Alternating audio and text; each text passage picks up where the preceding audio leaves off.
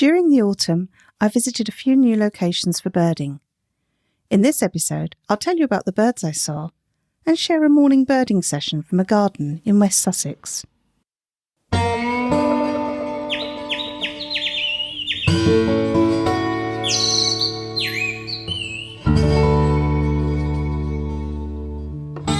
Welcome to the Casual Birder podcast.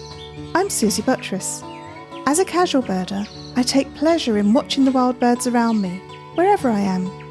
In my show, I share the joy of birding. I tell you about the birds I've seen, speak with experts and enthusiasts, go on bird outings, and I share stories from birders around the world. In case you missed it, last episode I took a walk with Isle of Wight birder Keiron Lee Vine on his local patch, Haddon's Pits. He introduced me to the wonderful variety of birds found at this unassuming coastal nature reserve. Keiron helped me identify the overflying flocks of finches, and we had great views of a kestrel and peregrine. Do take a listen. It's almost the end of 2021. In the last few months, I've taken several mini vacations and visited new-to-me birding locations in England and Scotland, giving me the opportunity to view bird species that I've never seen before, alongside watching some old favourites. As of today, I've seen 160 species in the UK during 2021. While that might not sound a lot to a keen birder, for a casual birder like me, it's my highest yearly number ever. At the end of September, we spent 5 days at a cottage in Sidlesham Quay on the edge of Pagham Harbour in West Sussex. Pagham Harbour is an internationally important nature reserve that covers 1,500 acres and is managed by the RSPB, the Royal Society for the Protection of Birds. Half of it is mudflats and salt marsh, and the rest includes shingle and reed beds and agricultural land. As you can imagine, this type of landscape is extremely important for birds, including geese, terns, and other water birds. Sidlesham Quay is at the northwestern edge of Pagham Harbour and is a small hamlet overlooking tidal creeks that are frequented by wading birds such as curlews and redshanks, and raptors like marsh harriers and kestrels. The cottage we hired had a beautiful mature garden filled with cottage flowers, shrubs and a few small trees. Along with the taller trees outside of the garden, this habitat was wonderful for all the woodland and garden birds I love to see, including woodpeckers, various tit species and missel thrush. Being so close to the harbour, there were lots of overflying interesting birds too. And later in this episode, I share a morning's birding that I did from the garden. I saw 50 species during the trip, including a lifer bird, a grey plover, that I saw at Church Norton on the coastal edge of Pagham Harbour. Although in winter plumage, the black armpits visible in flight helped me confidently identify this bird. And, as often happens, once I identified it, I saw the species again on several of my other birding trips. I look forward to seeing this one in summer plumage sometime, when it has a jet black belly and breast. I enjoyed the possibilities of the region so much that the following weekend I travelled down to nearby Chichester Harbour to stay in West Itchenor for the Global Bird Weekend. I was birding solo, though virtually I was part of the Casual Birder podcast team with members in Australia, Europe and North America. There'll be a separate episode on our Global Bird Weekend activities where you'll hear the favourite birding moments of the team members who took part. I'm very proud to say that, as a team, we saw 374 species and raised £250 for BirdLife International to help conserve coastal wetlands. We also came 12th out of 99 international teams taking part that day for the number of species seen. My thanks to all the team members who took part. For my efforts, I saw 37 species on that weekend and another 2 lifers, sandwich tern and Brent goose, the black-bellied subspecies. In mid-October, we took a 5-day break to the Isle of Wight. We were mostly very lucky with the weather and had some beautiful sunny days, which, coupled with being beside the blue sea, made me feel like I was on holiday in the Mediterranean. The crickets calling at night and the lizard on our hotel balcony when we arrived added to the fantasy. We met up with the guest from my last episode, local birder Keiron Lee Vine, for an afternoon's birding. He took us to a site that had lots of waterfowl and helped me identify a water rail by sound. I'd seen one before but never heard one, It has the most extraordinary call that sounds like a piglet squealing. That experience stood me in good stead at 3 further sites I visited later in the year, where I was able to identify a water rail by ear alone. The walk with Keiron ended in spectacular fashion, with the sighting of 2 white-tailed eagles sitting in adjacent trees. These magnificent birds, with their 8-foot wingspan, have been released on the island as part of a species reintroduction programme, and it was a real thrill to see them. They were fairly near a housing development. How fabulous to be able to look out of your window and see such awesome birds resting in a tree. I saw 65 species that trip, and 2 of these were lifers, greenshank and common snipe. In November, we took an amazing 17-day vacation in Scotland, first visiting Speyside in the east and then spending a week on Islay, one of the Inner Hebrides off the west coast. Our Speyside segment was a wildlife tour led by Mike Dilger, ecologist and natural history presenter.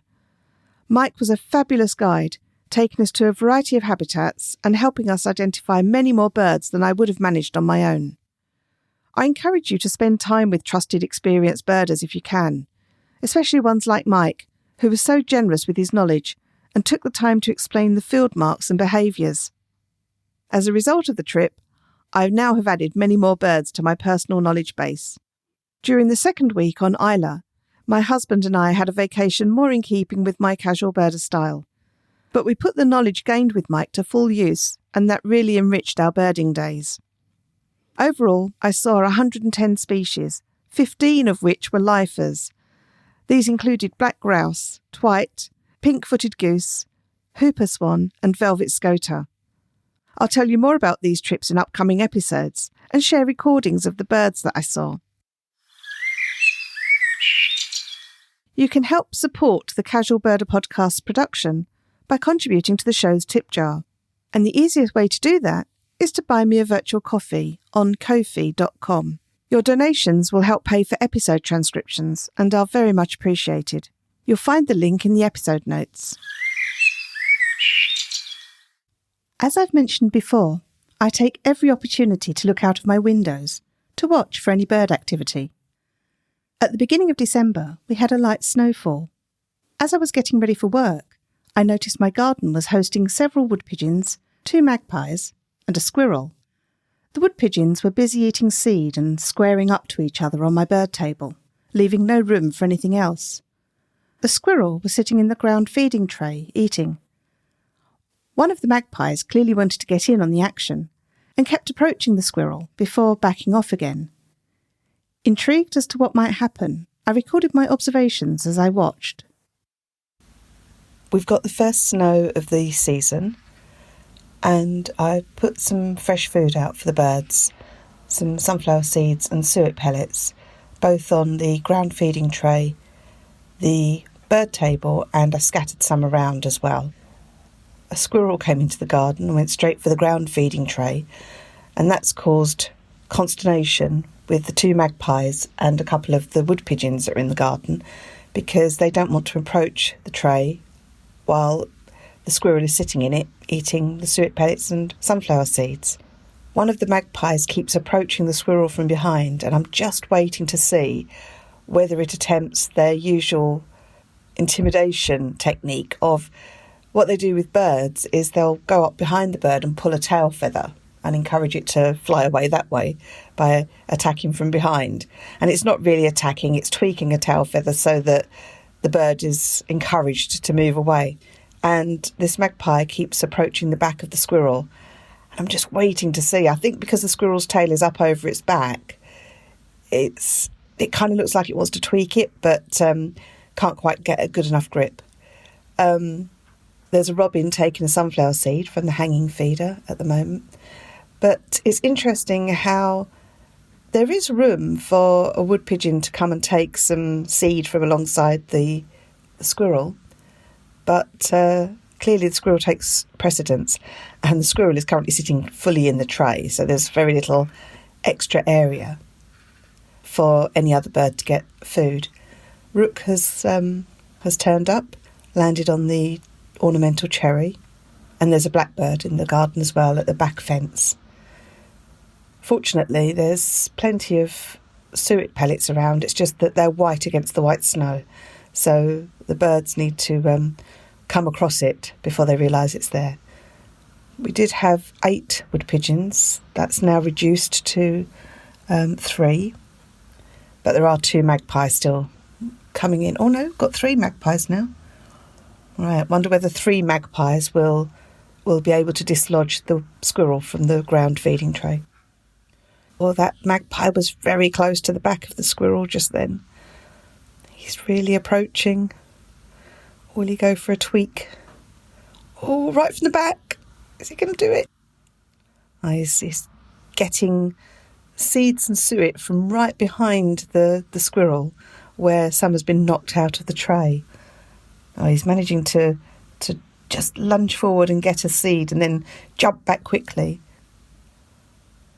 That time it approached the squirrel from the front, and the squirrel he did it.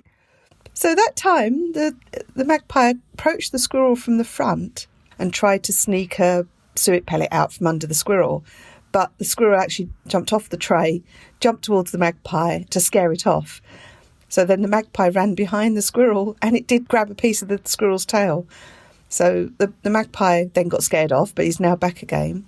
And the squirrel is much more on alert now. So the squirrel is sort of sitting up and eating. Oh, the magpie's flown to the back of the garden now. I think maybe the match is too much for it. That was very interesting. So probably for the last 10 minutes, the magpies have been circling round the squirrel to try to encourage it off the tray, but not directly interacting. And it just got to the point where, and there's still other food in the garden, I think, but the food on the tray looks more attractive because it's a concentrated amount of food. But because the squirrel is sort of sitting on half the tray, so there is room for another bird to get some food. And because the squirrel's been a bit messy as it jumped on it, there was some food around the tray. But yes, the magpies clearly want the squirrel to be gone. And the squirrel has been chowing down for quite some time, so it is taking quite a lot of the food. But I'll go out and replenish it in a minute. It's very interesting to see the interactions. So the squirrel takes precedence over the birds. Clearly the birds feel it's more of a threat, but the magpies were trying to assert dominance then. Anyway, I thought I would let you know what I'm seeing amongst the garden birds and animals this snowy morning. Luckily, the snow isn't very heavy. It's melting already on the paving and it's remaining on the grass. I've put fresh water out. The magpie is grumbling to itself a little. And what was that? Oh, that's a rook just flown back to the neighbour's roof. Honestly, there's so much going on and I need to get ready for work. I just want to see what they're doing.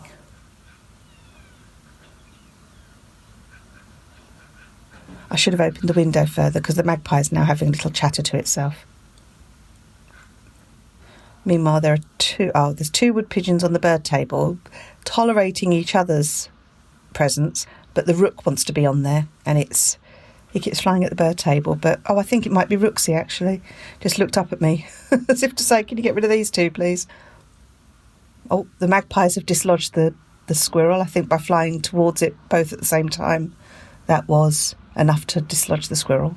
So the magpie is now feeding from the floor feeder, and Rooksy's looking up at me. "Do you want some suet?"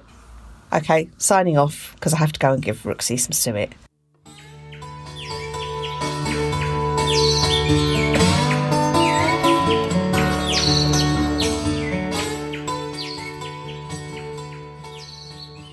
I always love to hear about your birding experiences. I was delighted to hear from Paul Fenwick and David Crow, who met up in California for a day's birding. Hey Suzy, it's Paul Fenwick and David Crow. Hi Suzy. So, 2 casual birder podcasters finally making it together out here and doing some birding in California for you. Yeah, we're kind of wrapping up our day with some burrowing owls and a rock wren calling behind us. But I'll let Dave speak here for a moment. Oh, yeah, just a wonderful day with Paul Fenwick. You got 4 life birds, including some fabulous ferruginous hawks, bell sparrow, Virginia rail, which Paul worked some magic on and called out in the open, and then prairie falcons. And besides that, tons of raptors, nice mountain bluebirds, golden eagles, bald eagles. What else, Paul? It has been a busy day. Vesper sparrows, song sparrows, Savannah sparrows, lark sparrows. So it's been a good South County inland grassland run for us here today. But if it wasn't for your podcast, we wouldn't be together doing this. So thank you, Suzy. Casual birder bringing people together. Yeah, thank you very much. I'm really thrilled that Paul and David went birding together as a result of listening to the show. The link to their eBird list, showing all the species they saw, is in the episode notes. Young listener Alfie told me about his bird sightings from a recent holiday. Hi Suzy, I've just been on a brilliant week-long holiday in the North Yorkshire moors, enjoying nature and picking up a few lifers. We stayed in Cropton Forest in a beautiful lodge surrounded with trees in which we saw siskins occasionally, a bird I've wanted to see for years, which was nice. On a walk in the nearby forests, I took my recording app to see what species were hidden around, and identified species that I'd very rarely seen ever, including goldcrest, coal-tit, common redpoll, siskin and bullfinch. On this holiday, we also went to Dalby Forest, where there was an abundance of jays, a few flittering siskins, and a screaming buzzard. But the most successful day of birdwatching was by far the day we went to Whitby. We saw the local group of turnstones, which we'd also seen last year when we were there, and a pretty auk which I thought would be a rare species. This turned out to be a winter-plumaged guillemot, but it was still nice to see in the harbour. On the way to Whitby we passed through the amazing landscape of the moors, which gifted me a lifer, the red grouse, which we would eventually see more of later that week. At the beach I heard squeaking and saw little brown streaky birds flying around the rocky cliffs. I went over to see what these were, and they turned out to be another lifer, rock pipits. I had a great holiday. Have you so far? From Alfie. Alfie, your wonderful trip report brought back memories for me of staying at Keldy Castle many years ago, which is quite near to where you stayed. I saw my very first chaffinch there.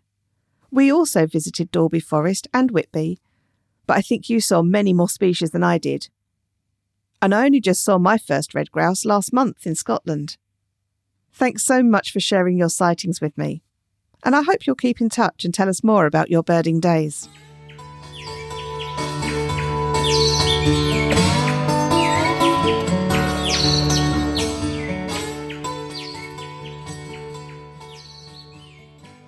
As I mentioned earlier in this episode, at the beginning of October, I recorded a gentle morning's birding in a beautiful cottage garden on the edge of Pagham Harbour in West Sussex. This was our final morning there, and I wanted to drink in the sights and sounds of this lovely garden. I recorded it so I could share it with you too.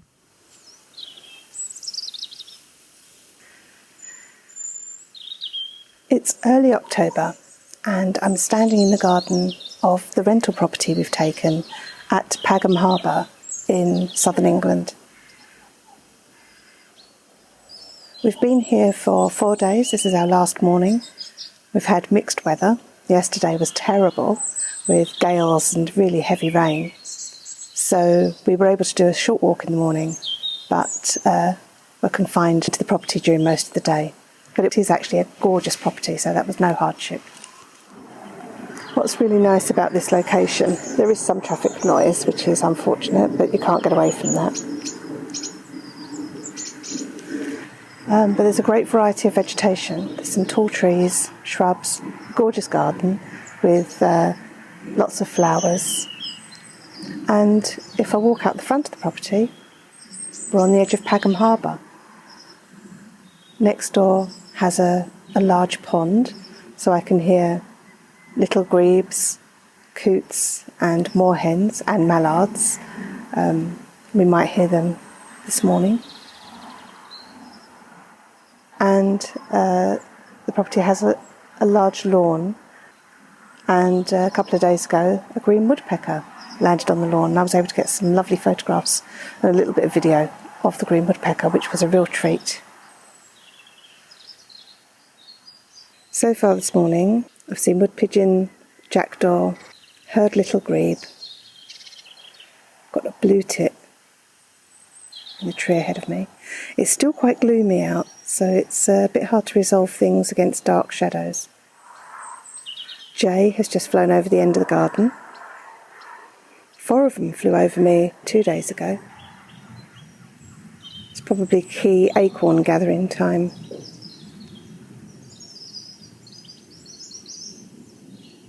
Currently in the background you can hear some European robins singing.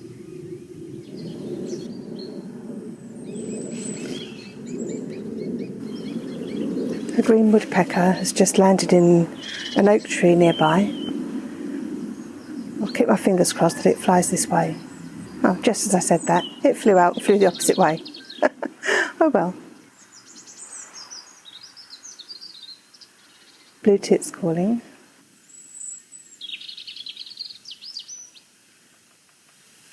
I can hear a woodpecker knocking.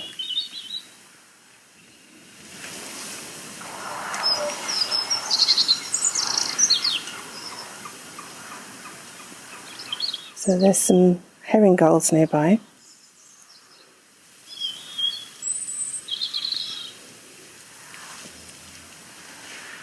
This woodpecker sounds very close. I'm wondering if it's in the yew tree in the garden.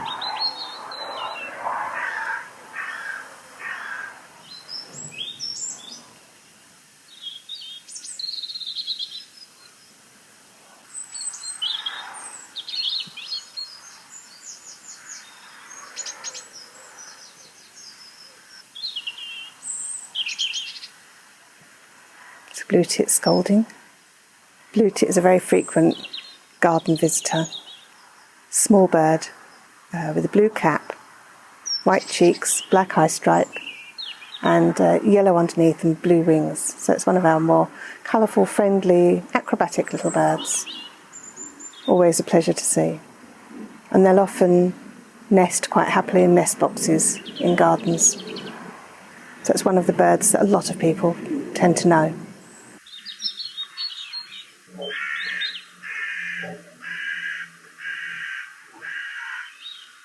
There's a carrion crow on a conifer behind me, calling out.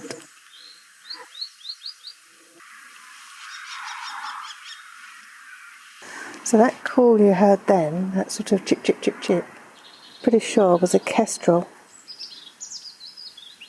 It was a smallish bird of prey that seemed to be being flown at by a jay, which is why it gave its alarm call. I'm not going to put that one down on eBird just yet. I'll wait and see if it flies over again, so I can confirm.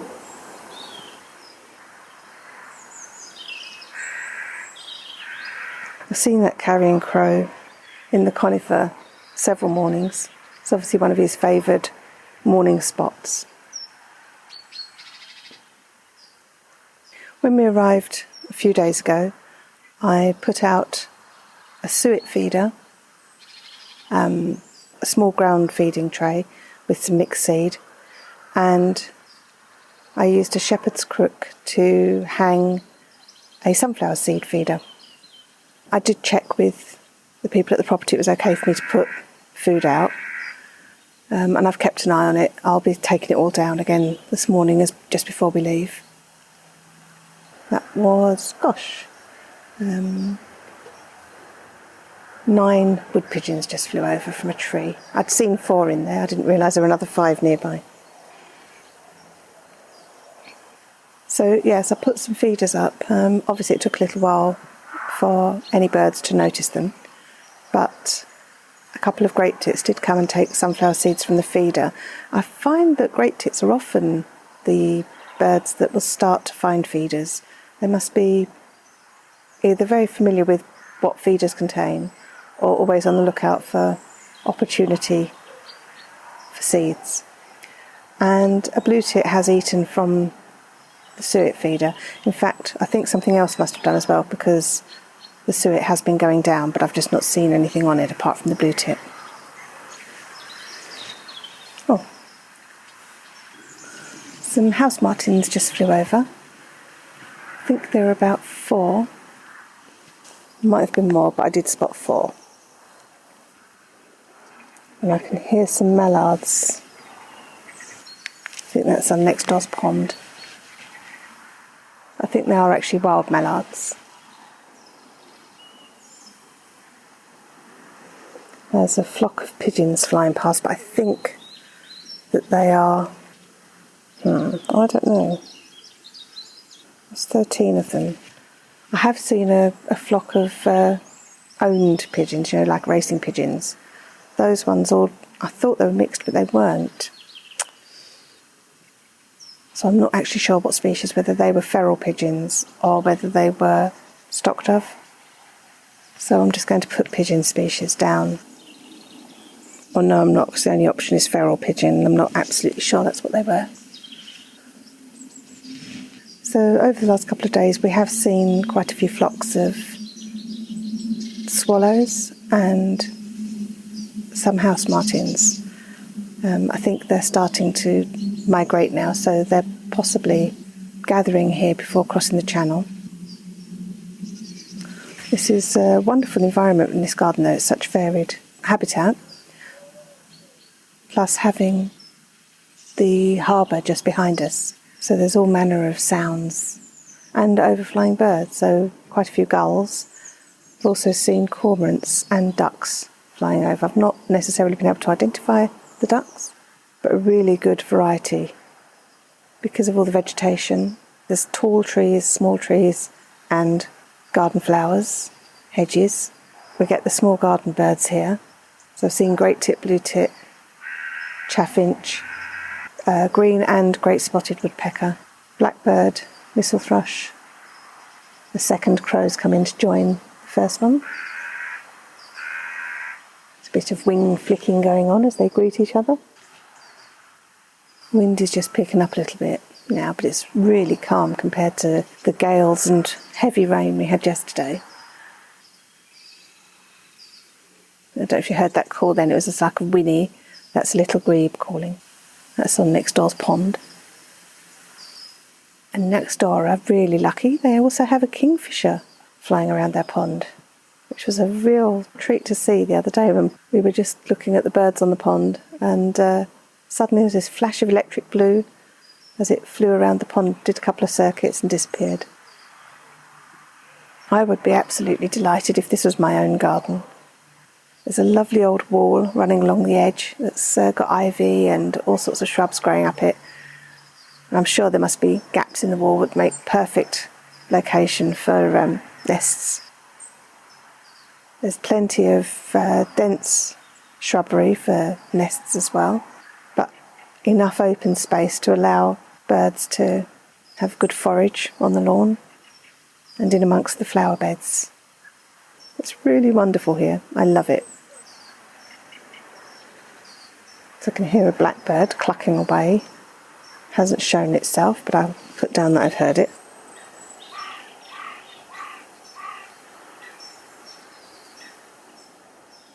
So that's a coot calling with that sharp metallic alert.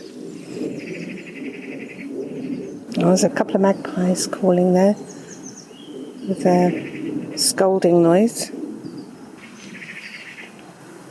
I wonder what's upset them. Oh, and the scolding has brought in 2 more magpies. I wonder if there's a bird of prey or something nearby. Maybe that kestrel.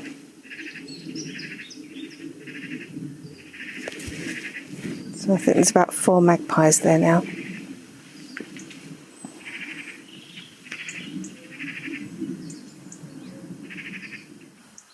There's some tiny birds flying over, but it's really difficult to tell. They're possibly linnet, but they're so quick and silhouetted against the sky, and I'm still not fully familiar with the calls, so I won't record those. Collared dove just flew through. Sounds like there's a chaffinch here as well.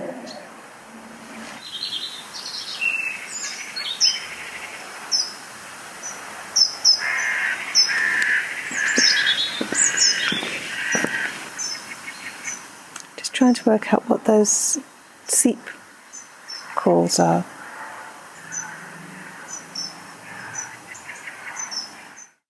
Just cutting in here to say that it was a dunnock. I don't know why I couldn't remember it. It's a bird I hear frequently in my garden. Plenty of overflying pigeons. I think mostly wood pigeons.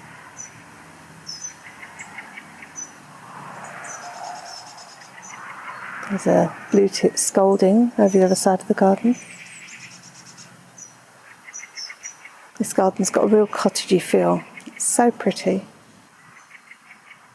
When the sun was out the other day, it was alive with bird song. There were birds in all the different parts of the garden. It was just wonderful.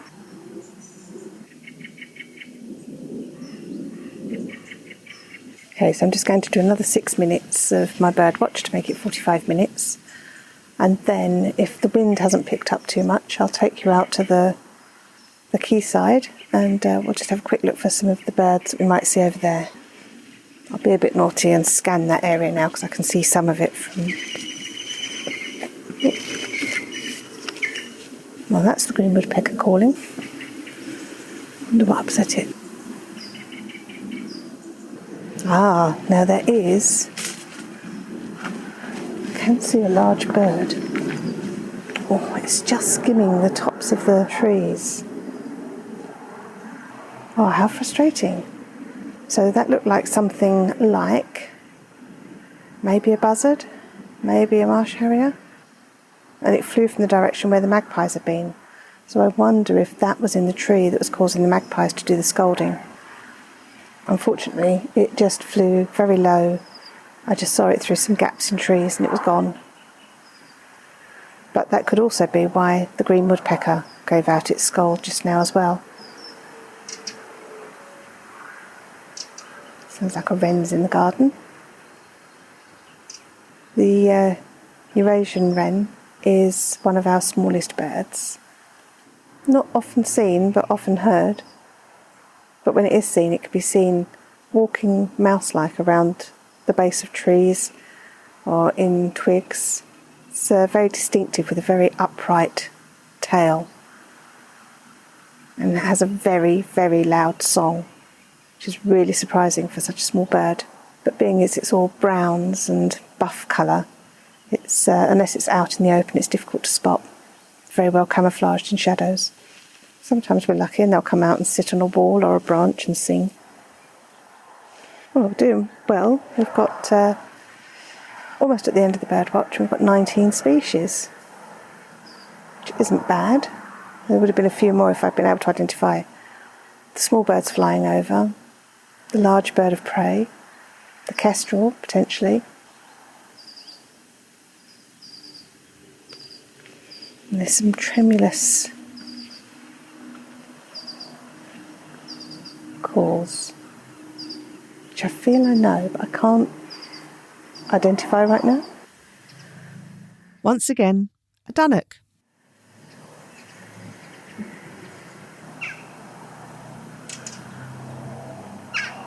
Oh, there's a pair of jackdaw flying over. That took us to 20. Oh no, it didn't. I already had jackdaw down. Oh well, didn't take us to 20. Isn't it funny how we always want to get to round numbers? Green woodpecker again. Okay, well I'm going to end my eBird list now and we'll take a walk out to the quayside and see what we see there. As I was collecting up my equipment, a common buzzard called out. Oh, fantastic. That's a bird of prey. I think that was the bird that I saw flying through the trees just now. Okay, we're going to head out to the quay and see if that's flying around.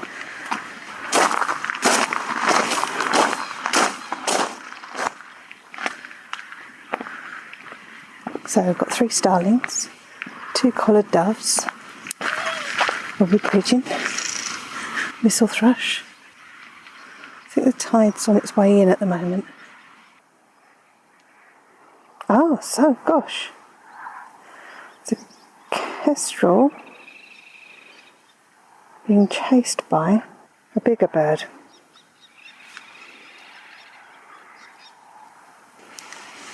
Gosh, it's all happening.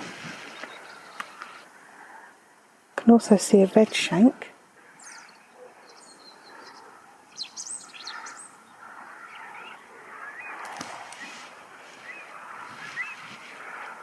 hear a curlew. There's a black-headed gull sitting over to the side.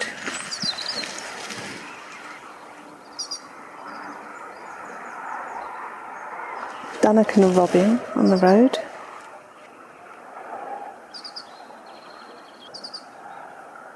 It's very calm and quiet. The sky's very overcast.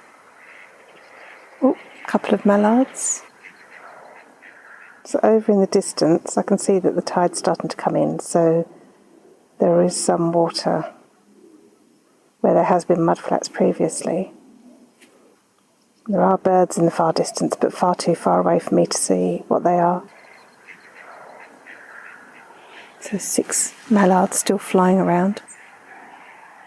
Look like they're doing, look like the Red Arrow is doing an aerial display. Feels like this would be good short-eared owl territory, but we've not seen anything. It's quite vast open mudflats with tussocky grass channels in the grass. Oh, that was a wren.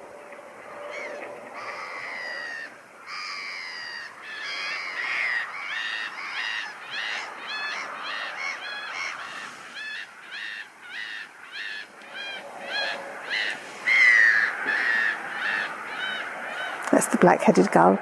One of its friends was calling, so it answered. Considering it's 9 o'clock, it's quite dim lighting. The sky's very overcast. Okay, well, that's the end of the garden and quayside birdwatch. I love sharing my birding with you. If you enjoy hearing these sessions, please let me know. You can tag me in a post made on social media. I'm on Twitter, Instagram and Facebook. Or you can send me an email or a voice recording like Alfie did by going to my website and looking for the contact page.